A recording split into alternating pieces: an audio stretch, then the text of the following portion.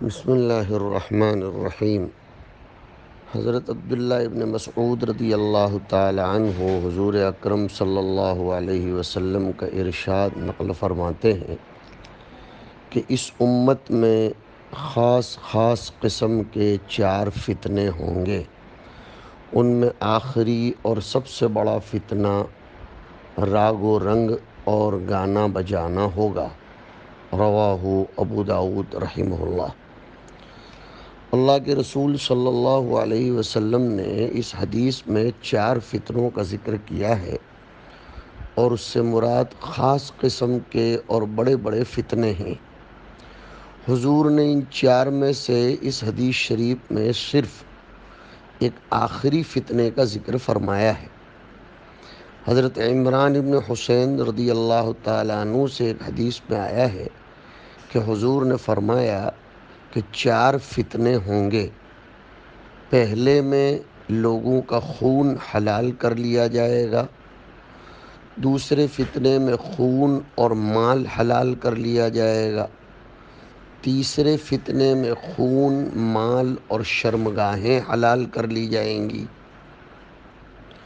اور چوتھا فتنہ اندھا، بہرا اور سب کو گھیر لینے والا ہوگا۔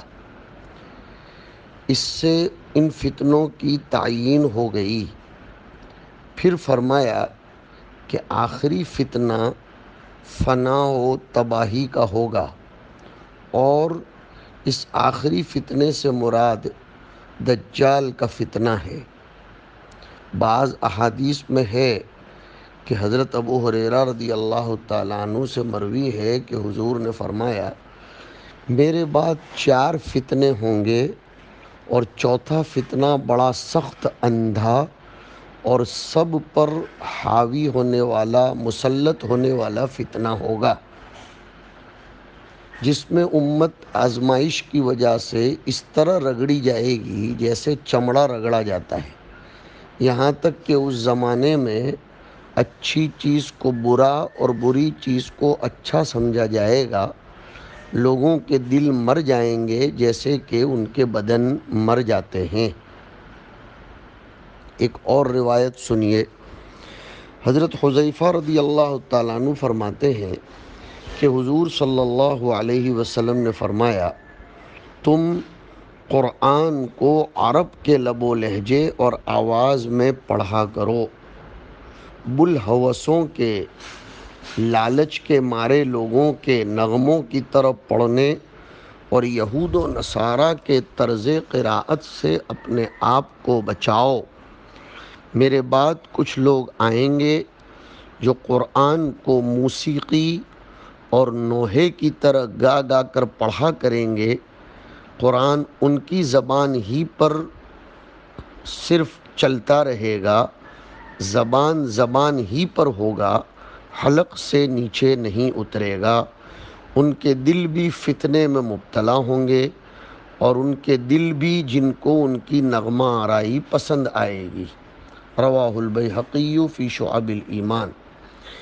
اس حدیث میں اولاً تو اس بات کا حکم فرمایا گیا کہ قرآن پاک کو عرب کے لب و لہجے اور انہی کی آواز میں پڑھو، اہل عشق کے نغموں اور یہود و نصارہ کے انداز پر قرآن نہ پڑھو۔ اہل عرب کا طرز و انداز اور ان کا لب و لہجہ تکلف سے خالی ہوتا ہے، تصنع اور بناوٹ سے پاک ہوتا ہے۔ اس کے برخلاف گانے بجانے والوں کا انداز پرتکلف، بناوٹی ہوتا ہے، اس میں قواعد موسیقی کی رعایت کی جاتی ہے، تفکر و تدبر سے خالی ہوتا ہے، اور اہل کتاب یہود و نصارہ بھی اسی کے مطابق انجیل و تورات پڑھنے کے عادی ہیں۔ لہذا ہمیں حکم دیا گیا کہ اہل عرب کے لب و لہجے میں قرآن پڑھا جائے، اور اہل عشق و اہل کتاب کے طرز تلاوت سے بچا جائے۔ ہاں، یہ بات ضرور یاد رکھنی چاہیے کہ قرآن پاک کو تکلف و بناوٹ کے بغیر اور قواعد موسیقی کی رعایت کے بغیر اچھی آواز اور اچھے لب و لہجے میں پڑھنا محمود و مستحسن ہے، چنانچہ ایک حدیث میں ہے کہ رسول اللہ صلی اللہ علیہ وسلم نے فرمایا کہ قرآن کو اپنی آوازوں سے حسین بناؤ، اس لیے کہ اچھی آواز قرآن میں حسن کا اضافہ کر دیتی ہے۔ غرض یہ کہ اچھی آواز، عمدہ لب و لہجہ اختیار کرنا مطلوب محمود ہے۔ ممانعت اصل میں ہے تکلف اور بناوٹ کے ساتھ یا موسیقی کے طرز پر پڑھے جانے کی۔ اسی لیے آگے فرمایا کہ میرے بعد کچھ لوگ آئیں گے جو قرآن پاک کو نغمہ و موسیقی کے انداز پر یا نوحے کی طرح گا گا کر پڑھیں گے، مگر قرآن ان کے حلق کے نیچے بھی نہیں اترے گا۔ معلوم ہوا کہ نغمہ اور نوحے کی طرح گا گا کر قرآن پڑھنا منع ہے اور علامات قیامت میں سے ہے۔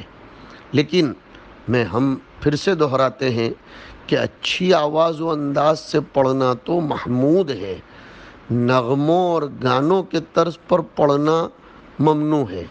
افسوس کہ آج کل کچھ جاہل اور ہوس پرست قراء میں یہ عام ہو رہا ہے کہ گانے کی طرح قرآن پاک پڑھتے ہیں اور نغموں کا مظاہرہ ہوتا ہے، عمل بالقرآن زیرو کے درجے میں ہوتا ہے، گویا قرآن صرف زبانوں پر ہے، دل میں ان کے لیے کوئی جگہ نہیں ہے، اور یہ بھی دراصل ایک عظیم فتنہ ہے۔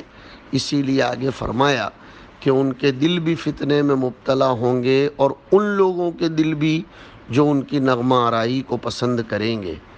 آج لوگ قرآن کریم صحت کے ساتھ پڑھنے والے کو تو پسند نہیں کرتے، بلکہ گا گا کر قرآن پڑھنے والے کو پسند کرتے ہیں، چاہے وہ قرآن پاک کو غلط ہی کیوں نہ پڑھے، کیونکہ مقصود تو گانا سننا ہے، نہ کہ قرآن کریم کا سننا اور اس پر عمل کرنا۔ رمضان المبارک میں بھی تراویح میں قرآن پاک پڑھنے کے لیے مساجد کے ذمہ دار اور مصلی لوگ ایسے ہی حافظوں کو تلاش کرتے ہیں جو گا گا کر اور نغموں اور موسیقی کی طرح قرآن پڑھتے ہوں، اور اسی پر ان کو اجرت بھی دیتے ہیں۔ لیکن اگر کوئی حافظ صحیح پڑھنے والا ہو، گا گا کر نہ پڑھتا ہو، تو ترجیح گانے کی طرح پڑھنے والے کو دیتے ہیں، صحیح پڑھنے والے کو نہیں دیتے۔ یہ بھی ایک فتنہ ہے جس کی اللہ کے نبی علیہ الصلاۃ والسلام نے نشاندہی فرمائی ہے۔ اگر ہمارے ویڈیوز آپ کو پسند آ رہے ہوں تو لائک، کمنٹ اور شیئر کریں، اور مزید نئی ویڈیوز کے لیے ہمارے چینل دعوت میڈیا کو سبسکرائب کریں اور بیل آئیکن پر کلک کریں۔